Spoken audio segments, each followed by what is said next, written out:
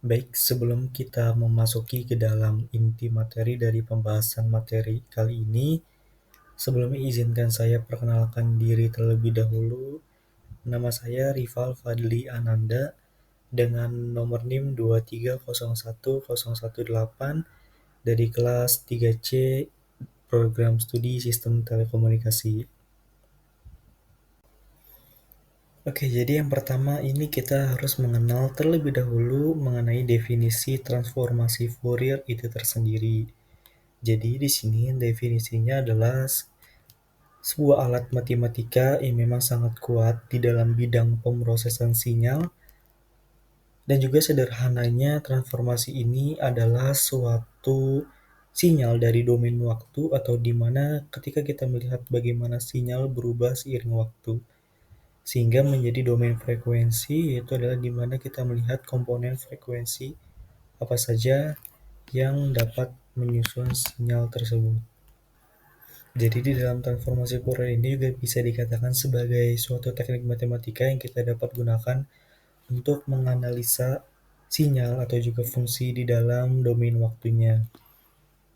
Atau mungkin kita dapat diartikan juga ini sebagai macam proses matematika yang dapat mengubah suatu fungsi ft-nya di dalam domain waktu menjadi suatu fungsi fv-nya di dalam domain frekuensi. Konsep dasarnya sendiri bisa didasarkan pada konsep-konsep bahwa suatu sinyal atau fungsinya ini kita dapat diuraikan menjadi komponen-komponen frekuensi yang lebih sederhana. Sebagai salah satu contohnya, pada materi kali ini saya akan membawakan transformasi Fourier khususnya pada bagian discrete dan juga continue. Oke, kita langsung masuk saja ke dalam transformasi Fourier yang pertama, yaitu adalah transformasi Fourier continue, di mana secara harfiahnya adalah suatu operasi matematika yang dapat mengubah sebuah fungsi yang didefinisikan dalam domain waktu menjadi representasinya dalam domain frekuensi. Sederhananya, transformasi ini memungkinkan kita untuk melihat komposisi frekuensi dari suatu sinyal. Atau mungkin transformasi Fourier continue ini adalah CFT, nama lainnya.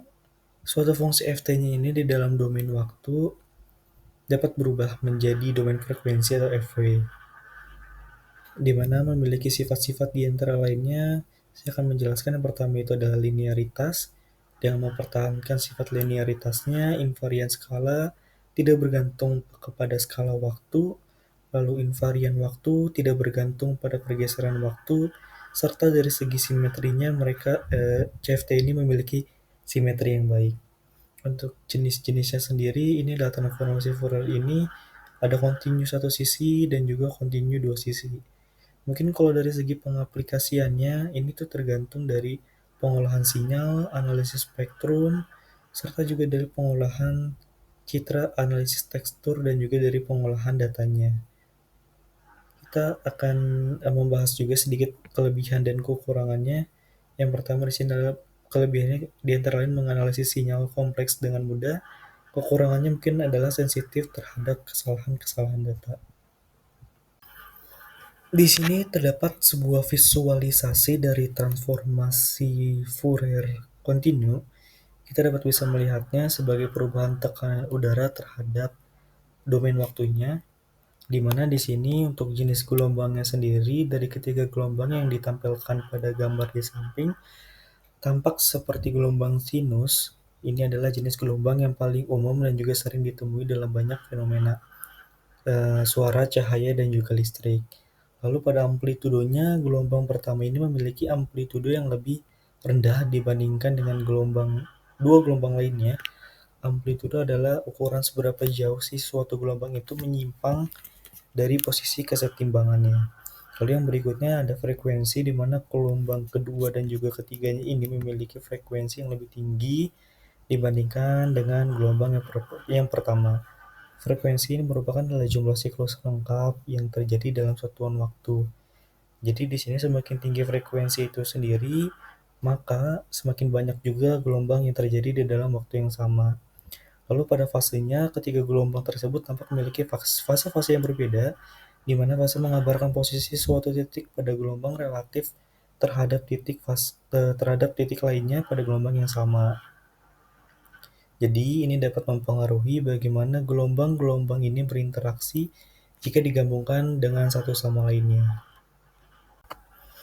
Kali ini kita masuk ke dalam rumus dari transformasi Fourier kontinu, di mana terdapat rumusnya adalah X dikali F sama dengan T hingga sampai dengan min T hingga X dikali T dikali E dipangkatkan dengan min J2 Pi Ft dikalikan dengan dt. Di mana untuk dari rumusnya sendiri penjelasannya untuk XF ini sendiri adalah representasi dari sinyal X dikali T, di mana di dalam domain frekuensinya dengan kata lain X dikali F ini menunjukkan seberapa besar kontribusi setiap frekuensi F di dalam sinyal X dikali T. Lalu pada bagian X dikali T ini merupakan adalah sebuah sinyal asli di dalam domain waktu. Fungsi Xt sendiri merupakan gambaran dari waktu, amplitude sinyal yang berubah seiring waktunya. Lalu untuk pada simbol tahingga hingga min tahingga, ini merupakan simbol integrasi di mana menunjukkan operasi pengintegralan yang digunakan untuk menghitung luas di bawah kurva. Dalam konteks ini, kita mengintegrasikan hasil perkalian antara xt dan juga e pangkat min j2 pi ft sepanjang seluruh sumbu waktu dari minus hingga tahingga. Lalu pada bagian e pangkat min j2 pi ft di sini adalah fungsi kompleksnya, di mana eksponensial. Fungsi ini berfungsi sebagai basis untuk berkomposisi sinyal menjadi komponen-komponen pada frekuensi tertentu. Lalu yang kedua di sini saya menampilkan transformasi Fourier discrete. Apa sih itu transformasi Fourier discrete, atau yang nama lainnya adalah DFT, Discrete Fourier Transform, adalah sebuah alat matematika yang berguna di dalam dunia pemrosesan sinyal dan juga digital. Sederhananya, DFT ini mengubah sinyal dari representasi waktu menjadi representasi frekuensi. Kita bayangkan dapat sebuah lagu jika kita melihatnya sebagai sebuah gelombang suara yang berubah-ubah seiring waktunya. Itu merupakan adalah representasi waktunya. Namun jika kita ingin mengetahui nada-nada apa saja yang mengusung lagu tersebut, kita perlu melihatnya di dalam domain waktu frekuensi. Jadi di dalam DFT ini merupakan proses yang paling memungkinkan kita analisis secara komponen-komponennya dari suatu sinyal ataupun juga dari suatu fungsi diskrit. Untuk sifatnya tersendiri yaitu ada dari linearitasnya, di mana di sini mau mempertahankan sifat linearitas. Lalu dari segi invarian skalanya ini adalah tidak bergantung kepada skala, lalu juga tidak bergantung pada pergeseran waktu, serta memiliki simetri yang baik dan juga memiliki kekurangan di dalam segi hal resolusi frekuensinya. Lalu untuk DFT ini memiliki 3 jenis, diantaranya yaitu adalah DFT 1 dimensi atau 1D strip DFT, lalu juga ada DFT 2 dimensi, 2D strip DFT, lalu ada DFT multidimensi, MD strip DFT. Untuk pengaplikasian sendiri ini tergantung pada pengolahan sinyal, analisis spektrum, komunikasi, pengolahan citra, dan juga di sini terdapat filterisasi, denoising, pengelolaan sinyal, dan lain-lainnya. Baik, di sini terdapat juga visualisasi dari transformasi Fourier discrete, di mana di pada gambar samping merupakan representasi spektrum frekuensi discrete dari fungsi yang sama. Dan juga kalau kita perhatikan bahwa spektrum ini merupakan discrete, artinya hanya ada nilai-nilai frekuensi tertentu yang diwakili. Lalu kita analisa grafik pada gambar tersebut, di mana pada transformasi Fourier adalah dari fungsi merupakan dari X dikali T. Jadi pada grafik tersebut menunjukkan puncak tunggal yang tajam. Ini mengindikasikan bahwa sinyal asli X dikali T terdiri dari komponen frekuensi tunggal yang dominan. Semakin tajam puncaknya, semakin murni juga frekuensi sinyal tersebut. Lalu yang berikutnya ini adalah transformasi Fourier dari sinyal yang diperiodisasi. Jadi pada grafik tersebut menunjukkan serangkaian puncak yang berulang secara periodik. Ini merupakan karakteristik khas dari sinyal periodik, dengan jarak antara setiap puncaknya itu mewakili frekuensi dasar dari sinyal periodik tersebut, dan juga amplitude puncaknya menunjukkan kekuatan masing-masing harmoniknya. Lalu dari segi transformasi Fourier dari sinyal yang disampling secara periodik menandakan grafik tersebut menunjukkan bentuk yang mirip dengan grafik yang sebelumnya, tetapi dengan beberapa perbedaan. Munculnya puncak tambahan disebut aliasing dan juga menunjukkan bahwa frekuensi sampling tidak cukup tinggi untuk merepresentasikan semua komponen frekuensi dari sinyal yang aslinya. Lalu yang berikutnya di sini terdapat juga sebuah rumus dari transformasi Fourier discrete di mana X dalam kurung K sama dengan N-1 sampai dengan N sama dengan 0, X dikali N dikali E, pangkat min J2 Pi K dikali Pi dikali K dikali N per N. Dengan K sama dengan 0, 1, 2, dan seterusnya hingga sama dengan min 1. Baik, dari penjelasan tiap rumusnya sendiri, di sini X dikalikannya ini adalah koefisien DFT dari DFT ke min K, yaitu adalah nilai X dikalikannya itu mewakili amplitude dan juga fase sinyal dari komponen frekuensi ke min K. Lalu untuk X dikali N ini adalah sampel di mana K ke N ini merupakan asli dari domain waktunya. Untuk N ini menandakan jumlah total sampel di dalam sinyal yang akan kita jumlahkan atau mungkin kita hitung. Nah, untuk dari segi sigma-nya ini sendiri merupakan simbol ini menunjukkan operasi penjumlahan. Di dalam konteks ini kita menjumlahkan hasil dari perkaliannya antara X dikali N dan juga E pangkat min J2 Pi kali K kali N per N untuk semua nilai N dari 0 hingga N min 1. Lalu untuk nilai E pangkat min J2 dikali Pi dikali K dikali N per N ini adalah bilangan kompleksnya yang merupakan sebuah basis ini adalah untuk dekomposisi sinyal menjadi komponen-komponen frekuensi.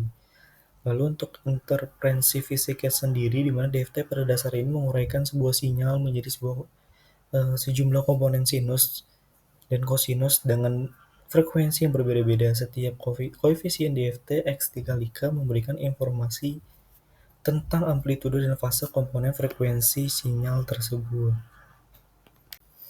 Oke, baik, di sini saya akan menyimpulkan untuk masing-masing transformasi Fourier sendiri. Yang pertama kita masuk ke bagian kontinunya, di mana pada transformasi Fourier kontinu, untuk sinyal sendiri bekerja pada sinyal waktu kontinu atau analog, lalu menghasilkan sebuah spektrum frekuensi kontinu, dan juga untuk rumusnya sendiri melibatkan integral tak hingga, sedangkan interpretasinya sendiri menunjukkan semua komponen frekuensi yang ada dalam sinyal dari 0 Hz hingga tak hingga.